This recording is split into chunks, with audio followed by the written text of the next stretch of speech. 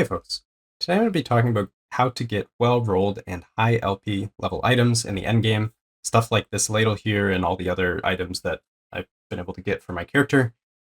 This hopefully is a bit of a comprehensive guide of the different endgame mechanics and how to use them to, for one, guarantee some 4 LPs given enough farming and time, and also how to reroll items, specifically uniques, more optimally.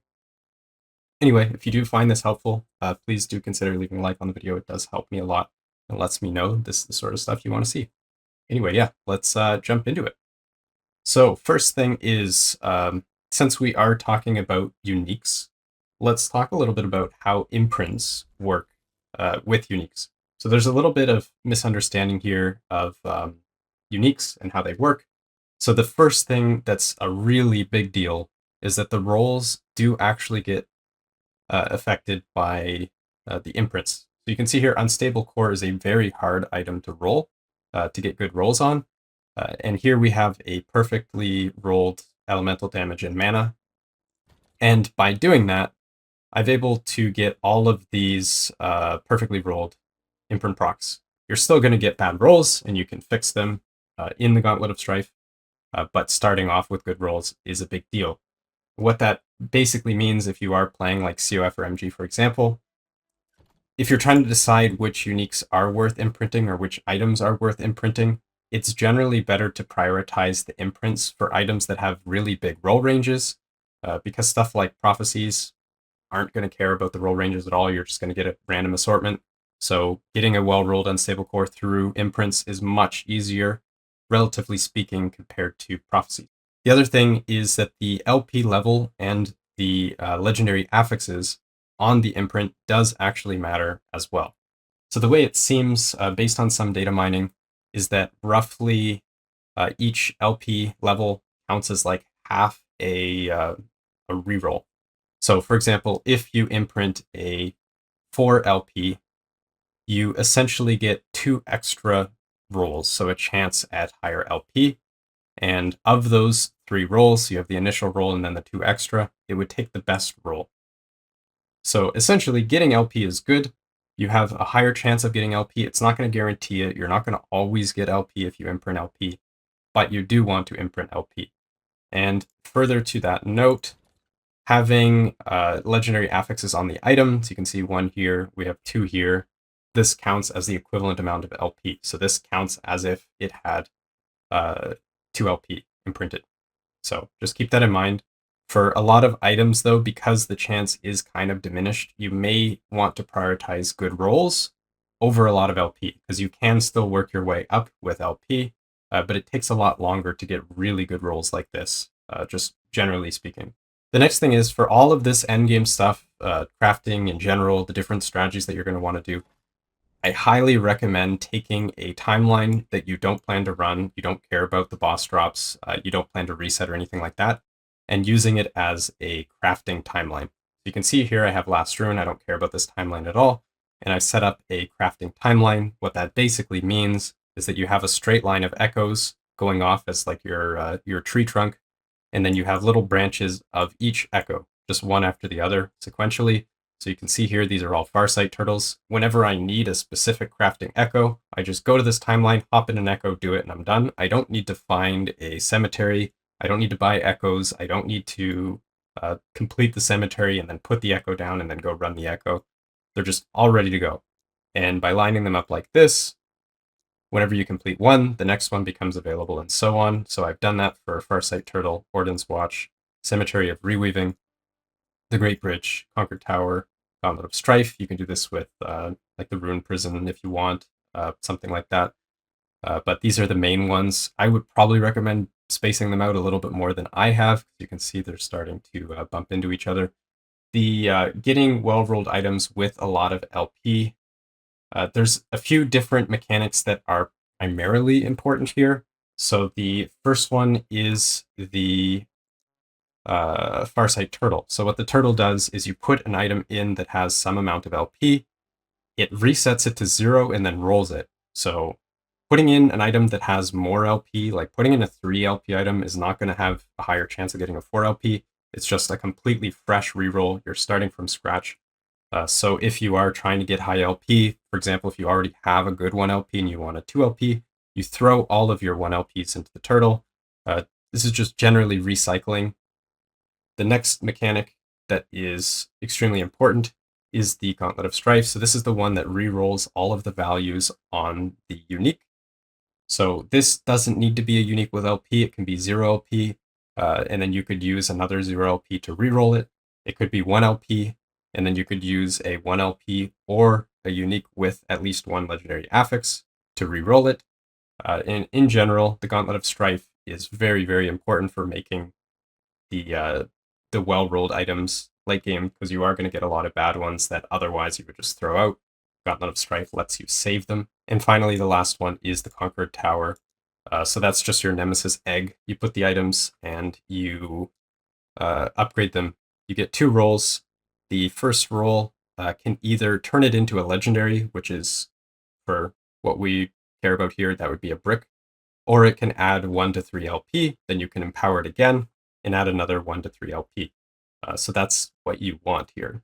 And the biggest thing to note is that the Conquered Tower, Nemesis is not infinite. You don't have infinite uses. You actually have to farm Amber, find the Nemesis in Echoes normally, or buy the towers. So the egg is not infinite. But the Gauntlet of Strife and the Farsight turtle, you do have infinite uses of those. So once you complete the Echo, you can put as many in as you want. And that'll be really important for the next bit.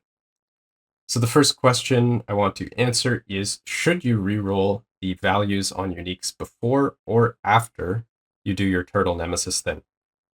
So this is kind of a question that comes up a lot, and personally, I prefer to reroll all of my uniques before I do any egging.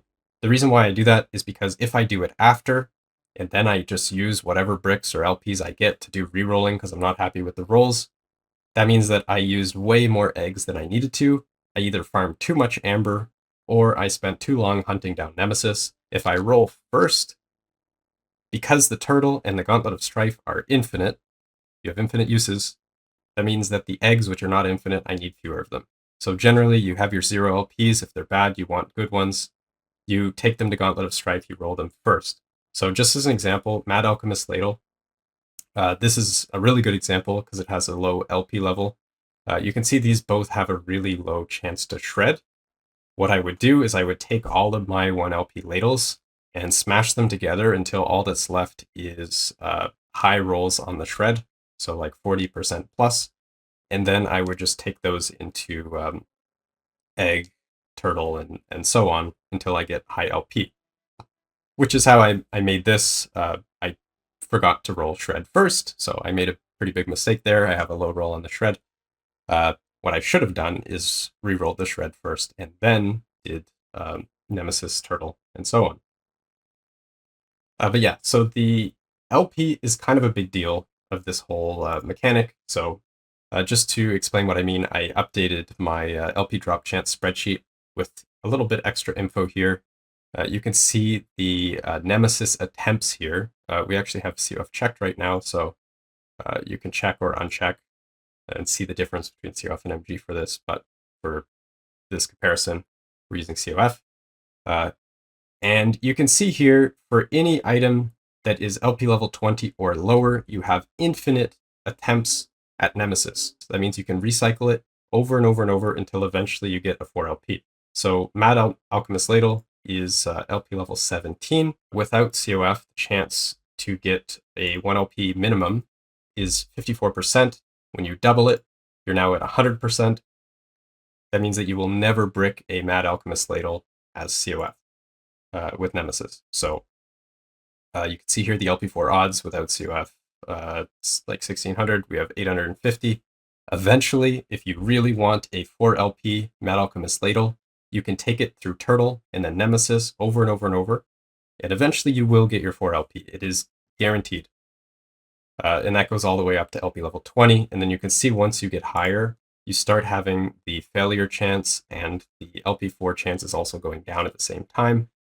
So the chance here I've actually doubled because you're doing a roll with Turtle and a roll with Egg. So you get 2 chances. And see here, it drops pretty quick. So a LP level 21. It's 39% chance to eventually be recycled into an LP4. It's still not bad, but you can see the chances drop off here pretty quick for high LP level items, which makes a lot of sense. So on that note, I do prefer to always reroll before I do my Nemesis spamming. I think it's just better. Saves a lot of headache of needing fewer Nemesis spawns.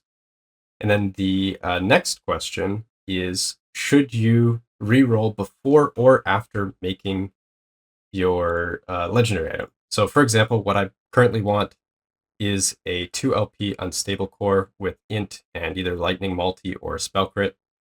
And the problem here is that unstable core is really, really hard to roll. You really want a good roll. That's hard to do. Also getting LP2 is kind of hard. It takes quite a few of them. So how do you do that? Should you reroll items to make good 2 LPs and then slam the good 2 LPs? Or should you make whatever 2 LP you can and then reroll them afterwards? So I also did a little bit of math on that and came up with a bit of a formula to help you decide. So it's fairly simple, but basically reroll before versus reroll after comes down to, do you want your slam to be independent from your reroll? So if you reroll first, for every slam you do, you're going to have to sacrifice uniques equal to the chance getting to a good unique roll. So if it's 1 in 3 to get a good unique roll, for every slam, you need 3 uniques. And if the slam chance is 1 in 3, for every one of those slams, you get a third of a good item. So in total, you'd end up with 9 items. The reroll after, the slam is independent. So you're only going to need 3 attempts if it's 1/3 slam chance. And then on top of that, you're adding the unique chance times the exalt chance, because you're rerolling both at the same time with the legendary, which could be a good thing or a bad thing, depending on what you're going for. So you can plug these numbers in here, just make a copy of this spreadsheet. But essentially, if the chance to get a good exalt is really high, it's probably fine to reroll after the slam, more or less, rule of thumb here. If the chance to get a good exalt is really low, like it's a very high roll range exalt, and you only want a perfect roll, then you probably want to reroll before the slam. Just like a rough rule of thumb here. There's also, like depending on the unique reroll, it's going to change. The other thing to note is that rerolling exalts, reroll before the slam assumes that you are using well-rolled exalts, which by doing that, you are going to brick a few of your exalts. Just getting them to be good roll, you're going to run out of FP doing it. If you slam first and then reroll after, it means that you can use any exalt as input. So you're going to take fewer exalt bases. So if that's a bottleneck, you may want to consider rerolling after you slam as well. And then finally, one other little trick that you can do if you are trying to do a particularly difficult item, so like that unstable core I mentioned, you want to get a good 2 LP, what you can do is just slam first, and then every 2 LP or legendary you get after that point, so anything that's 2 LP or with 2 affixes, as an example, you can use those into whatever the worst roll is. So you have 2 slammed items, and you always upgrade the worst one in Gauntlet of Strife. And each time you improve, you equip the best rolled, and then you start rolling on the worst one. The same is true for idols or anything like that. If you have a bunch of idols, you always upgrade the worst rolled one and then replace it if you get something better. The same is true for uniques. Just swap out the worst, you get the better. And then, yeah, there you go. That's pretty much it. So that's how you end up with items like this, preferably with a better roll, not how I messed it up here. But yeah, that's pretty much it for today. I hope you guys found this helpful. And as always, I will catch you in the next one. Peace.